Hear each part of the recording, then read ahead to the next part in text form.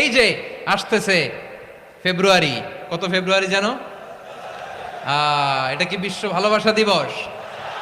হ্যাঁ, কি দিবস?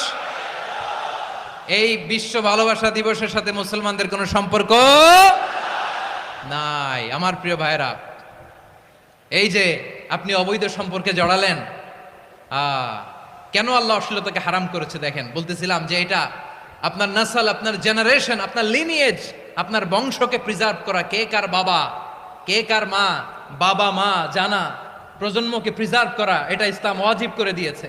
এই যে অবৈধ সম্পর্কের কারণে, বিশ্ব বেহায়া দিবসের কারণে, এগুলোর আউটকাম, আউটপুট হিসেবে মাঝে মাঝে ঢাকা মেডিকেলের ডাস্টবিনে নবজাতকের বাচ্চার কান্নার আওয়াজ শুনতে পাওয়া যায়।